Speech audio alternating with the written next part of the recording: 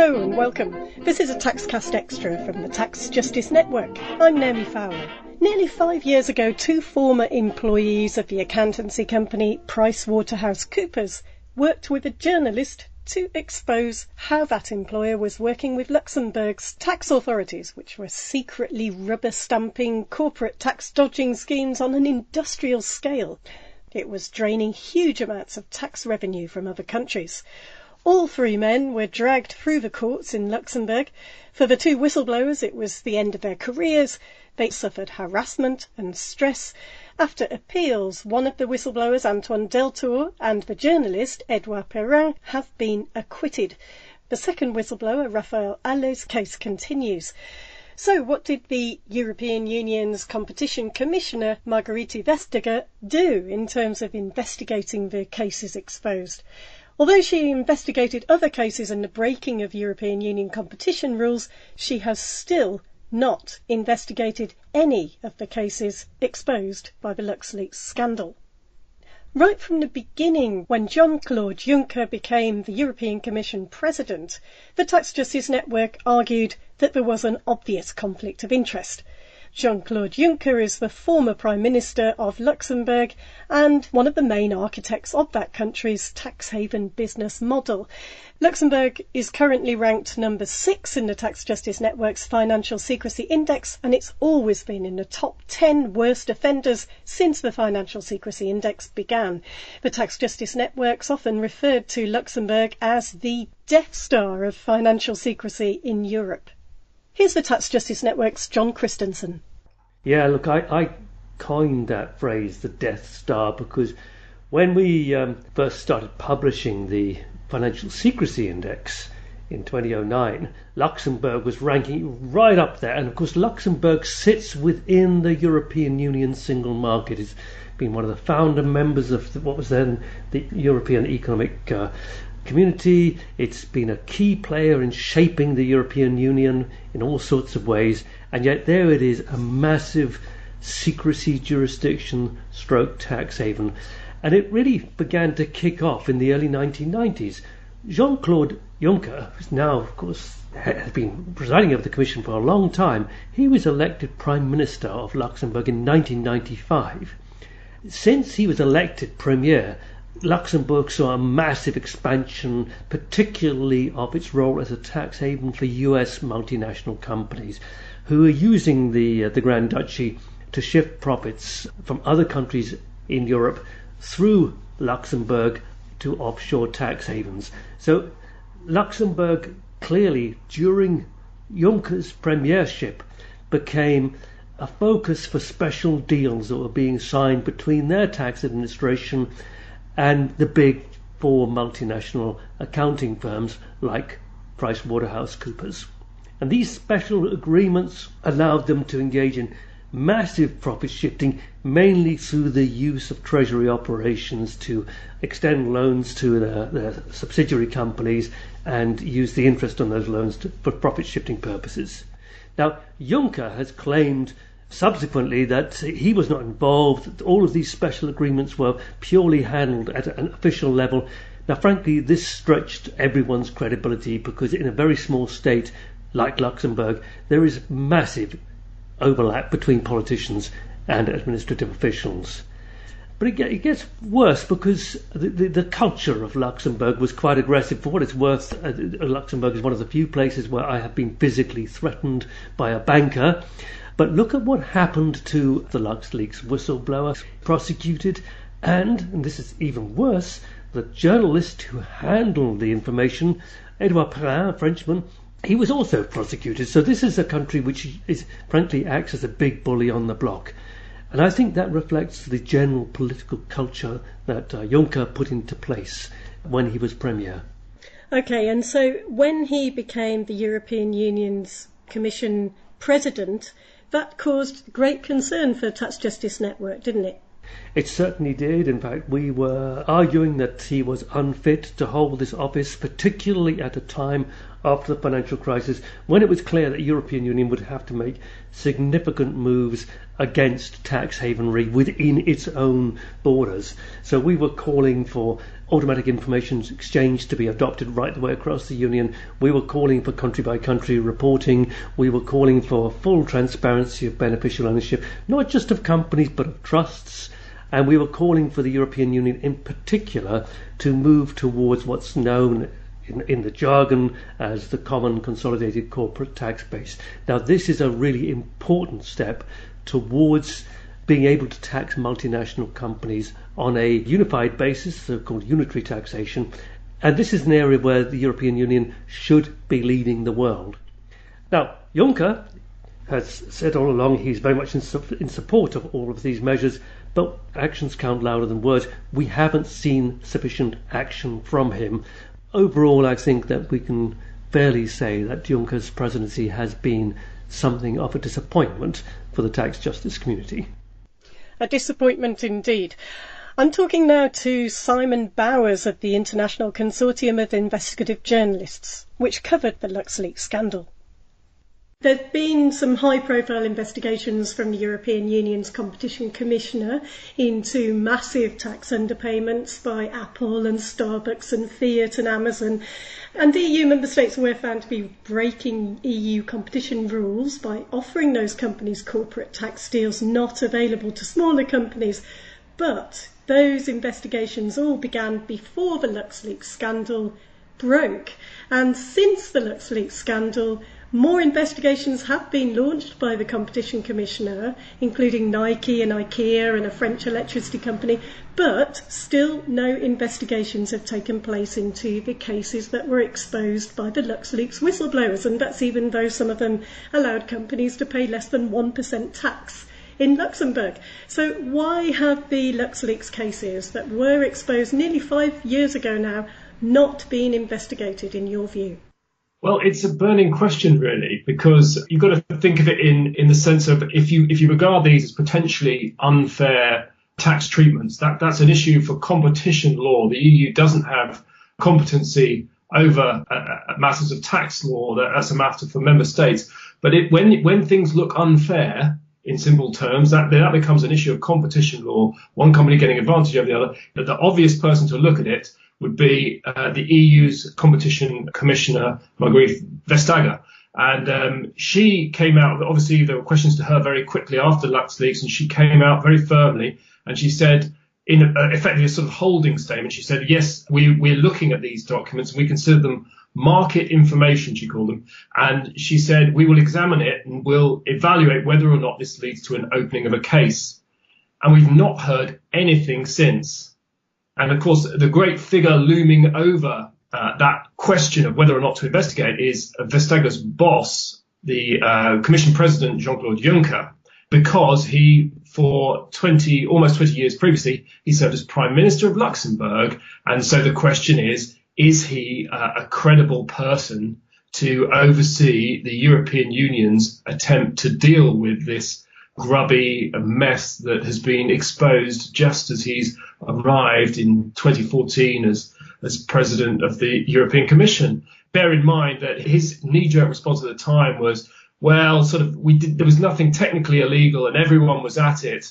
But when you dig back down to his record as Prime Minister of Luxembourg, he went to huge lengths to court these businesses and was very, very close to the decision-making that brought them to headquarter a lot of their European operations in Luxembourg, to the extent that in 2012, Amazon's head of tax, a chap called Bob Comfort, he did a lot of a tour of Europe, and he eventually plumbed for Luxembourg as Amazon's headquarters. Then obviously a massive decision, huge company. And shortly afterwards, he was made Luxembourg's honorary consul for the Seattle area. Bear in mind, Luxembourg is the EU's second smallest member state, absolutely tiny country. The idea that it should have any diplomatic representation on the west coast of America seems far-fetched. But it was a token, perhaps, of Juncker's gratitude, and those kind of little anecdotes really left a flavour that he was, let's say, too close for comfort to some of these big, particularly US multinationals, as they looked for the most favourable tax jurisdiction to make their home in Europe. Right, and yes, despite Juncker's attempts to remove himself from the tax dodging offerings made by Luxembourg, I mean, he was the central architect in Luxembourg's accelerated tax havenry business model. But let's talk about the question of legality. It's been used many times in the Luxembourg courts, where PricewaterhouseCoopers ruthlessly pursued their former employees and journalists. And their argument was made time and time again, and this was repeated by Jean-Claude Juncker himself, that because the whistleblowers didn't expose any illegal activity, that must mean they're not legitimate whistleblowers and therefore not able to enjoy the full protection of the law. Tell me about that. Yes, this was the sort of double defence where there was nothing technically illegal, and all member states were indulging in this kind of tax competition in any case. But paring it back, what is an illegal tax ruling under EU law? There's no EU law competency over tax. That's a member state issue except for VAT. So for a tax ruling to be illegal in EU law, for it to be a matter for Juncker's commission, it must be unfair. It must give a selective advantage to the company concerned. And so the way that the EU began just before Juncker really came to power, to its credit, began tackling these sort of toxic issues, was to use this competition law to attack the issues of tax. And it's a bit like catching up with Al Capone on tax offences rather than his sort of gangster behaviour. So yeah, the question of illegality sometimes gets blurred with a sort of moral indignation at the effect of these tax rulings. I think most people, possibly Juncker himself, he's made nods towards it. He accepts that there is something toxic. So secret tax rulings that drain revenues from other member states and allow those revenues to disappear off into tax havens or similar. But as a matter of law, the opportunities for the EU to tackle those kind of tax rulings are limited simply because tax is not a competency of the EU. Member states very jealously guard their rights to determine their own taxes. So you've got this situation where the only mechanism the EU can use to tackle these corrosive tax rulings is through competition law. So it's sort of finding an innovative way to tackle offensive problems. Right, and if some of these cases that Antoine Deltour and Raphael Allais exposed were to be investigated, we might well find that they almost certainly should have been never dragged through the courts in the first place, because we would have found possibly that from the point of view that there was illegal state aid in those cases, they would have been vindicated in exposing that information. And I should just drop in as well that we at the Tax Justice Network know that questions on legality are always raised to justify a lack of action on tax dodging, and that's kind of the tax avoidance versus the tax evasion argument. And it's weak because we know that at a national level, certainly governments aren't rushing to take multinationals and their armies of lawyers to court for several years, even if they might very likely win those cases. And that's one of the reasons the European Union as a bloc and what it does over these issues is so very important. And to move on to the whistleblowers themselves, Antoine Deltour and Raphael Allais have always said that despite the harassment and the stress and the loss of their careers, that they would do the same again, because exposing the fact that Luxembourg was engaging in what the Tax Justice Network calls 21st century financial piracy was undoubtedly in the public interest. I wonder how they feel now, and how would you feel if you were Antoine or Raphael, or indeed the journalist Edouard Perrin, who were dragged through the courts? Looking back now and seeing that none of the cases they were involved in exposing have yet been investigated as far as we know.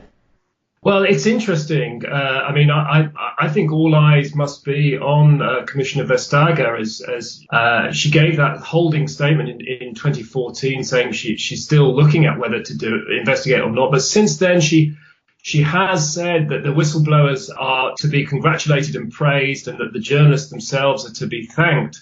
So clearly she's extending some warm signals to the process. She doesn't see it at all as unhelpful. And she's on the enforcement side. If you look on the policy side and you speak to, politicians around the world will tell you in veiled terms on the record, but off the record with great enthusiasm about what an influence that Raphael and Antoine have had on the whole landscape of tax reform. I don't think it's possible to overestimate how dramatic their influence has been on the BEPS process, on European tax reform. You might argue that there are weaknesses with all those reforms, but we would never have got as far as we have without those two individual figures. They really have changed the path of history, I think. Yes, I agree. And, for any future whistleblowers weighing up whether to do the right thing or not, what the European Union now chooses to do in terms of whistleblower protections and legislation they're currently considering is really, really critical now. But let's talk about PricewaterhouseCoopers, because the really frustrating thing about these tax scandals is time and time again we see the big four accountancy firms always managing to slink into the shadows on these occasions. And especially, as you say, the European Union Competition Commissioner, she's investigating member states, not companies. And yet, if investigations into the LuxLeaks cases were to take place, that would and should expose them and their practices more than it has done. Yeah, the Competition Commission are looking at cases to see if they stand out and offer. They might be offering outrageously advantageous tax arrangements for companies, but if they're not selectively favouring companies, then there is no breach of competition law. But it certainly seems that just measuring some of the tax rulings from the LuxLeaks files against other tax behaviours in other jurisdictions, some of the behaviour is just utterly extraordinary. For instance, there's a phrase that crops up in the LuxLeaks papers repeatedly, a phrase called deemed interest. That's where the Luxembourg tax authorities on an interest-free loan will pretend that there is interest, and they will, as if interest had been paid, they will give an interest deduction on the multinational's tax return in Luxembourg. It is Alice in Wonderland stuff. And the idea that could be in any way part of a logical international framework of how cross-border tax treaties ought to work is just, I think it struggles to be believable. Indeed. And what should happen now, in your view, regarding those original LuxLeaks cases that were exposed nearly 5 years ago and have been so important in the public debate, but also in what's been happening in the European Commission? How can they really salvage a situation where they have not actually, as far as we know, investigated those cases? Well, it is difficult to see what else the Commission knows. And the Commission has had access to a huge amount of tax rulings. And so they're looking for ones that stand out as being distinctly preferential. That's the criteria they need. However, it just feels as if there has been this enormous pause since the LuxLeaks scandal broke in 2014 at the start of Jean-Claude Juncker's presidency. We're now months away from the end of his presidency. And it looks like, he said he won't come back. Vestager, the politics in Denmark mean it's unlikely she's going to come back. There is an opportunity now to show, and it will help Juncker's reputation, his legacy, that he was truly independent, because right now there is still a stench around LuxLeaks. There's clear water between the phrasing that has come out from Juncker and the phrasing from Vestager, and indeed many member states, France, Germany, and Italy in particular, that they were indignant at the LuxLeaks revelations. And for the process to be really reach closure, I think that the European Commission needs to see if there is at least one case from the LuxLeaks files. Okay, last question. We're speculating because we don't know, but could it be that Vestager, the competition commissioner, could be under indirect or even direct pressure not to go there because of her boss? Well, I mean, Juncker has always made it he's used Vestager's bold enforcement actions as a proxy for his own integrity on this subject. He sort of presented it very early. In fact, right at the start of when the whole scandal blew up, he said, just watch what I do in terms of tax reform. And you can say that he's been frustrated, and maybe he knew he was always being frustrated. But more importantly, he's always said, look at what Vestager does on enforcement. Look how tough she is. Look how tough my Juncker Commission is through Vestager. I will never, if it's an enforcement action involving Luxembourg, it would be inappropriate for him to intervene. However, we all know how soft power works, and that there is clearly a conflict there. And that will always cast a shadow on his legacy unless there is action. So, we're watching and waiting. The clock is ticking. You've been listening to a TaxCast Extra from the Tax Justice Network with me, Naomi Fowler, talking to the Tax Justice Network's John Christensen and Simon Bowers of the International Consortium of Investigative Journalists. To listen to more of the Tax Justice Network's monthly podcast for TaxCast, go to www.taxjustice.net/TaxCast. It's also available on your favourite podcast platform. Thanks for listening.